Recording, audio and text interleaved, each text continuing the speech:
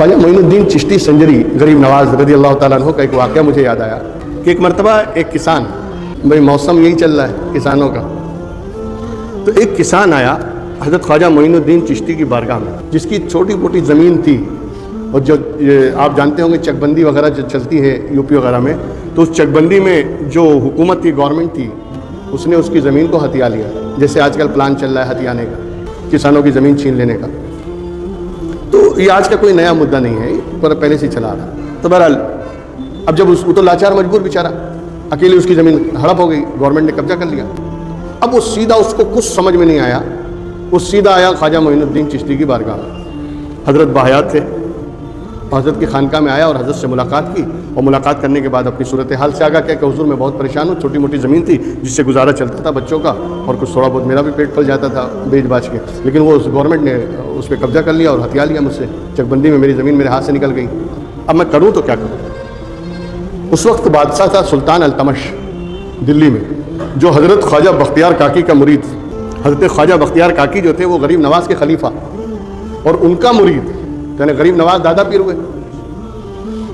तो हज़रत गरीब नवाज़ ने फरमाया कि एक काम करो, अगर तुम्हारी ज़मीन को गवर्नमेंट ने ले लिया है और गवर्नमेंट के अहलकारों ने, ऑफिसरों ने कब्ज़ा कर लिया है और तुमसे छीन लिया है, तो बादशाह सलामत के दरबार में जाना पड़ेगा। कहा जी हुज़ूर, लेकिन मुझे तो कोई दरबार घुसने भी नहीं देगा अंदर, मैं तो एक छोटा मोटा आदमी हूँ। यानी किसान की जो सूरत थी वो पहले ही से ऐसी है, इसीलिए आज अगर किसान थोड़ा सी तरक्की कर जाता है तो लोगों की आंखों में आता है इतनी गाड़ी कहाँ से आ गई, इतने अच्छे लिबास में कहाँ किसान आ गए, कोट पैंट में कैसे किसान घूम रहे हैं, ये सब हो रहा है ना।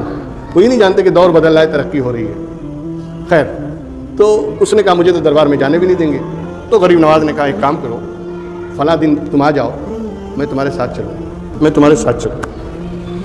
अब वो वक्त मुकर्ररा पर आ गया। अब गरीब नवाज़ ने अजमेर से दिल्ली पैदल सफ़र किया, उसको लेके उस दौर में पैदल सफ़र करके पहुँचे, और जब वहाँ पहुँचे और बादशाह के दरबार में ख़बर किया गया कि ख्वाजा मोइनुद्दीन चिश्ती आए हैं अजमेर से, तो दरबार छोड़ के बादशाह भागते हुए बाहर आया इस्तकबाल के लिए।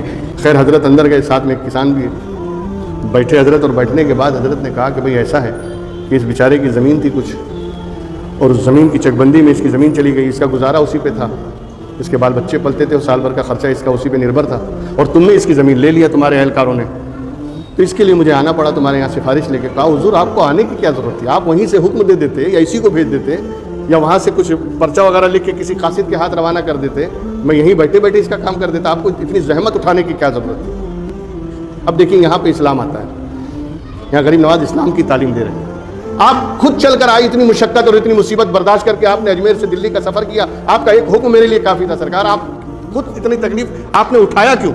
उस पर गरीब नवाज़ ने जवाब दिया कि ऐसा है कि जब आदमी बेबस और लाचार हो जाता है ना, तो सारी दुनिया, सारे रिश्तेदार, सारे अलाइक, सारे ताल्लुकात उसका साथ छोड़ देते हैं, और जब सारे रिश्ते टूट जाते हैं ना, तो फिर उस आदमी के साथ अल्लाह का साथ उसे नसीब हो जाता है।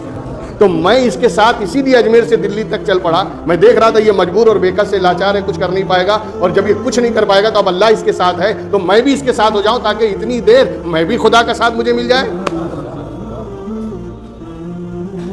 ये इस्लाम है, किसी बेकस की मदद करना, किसी बेबस और लाचार की मदद करना, और ये सोच के करना कि अल्लाह इसके साथ है।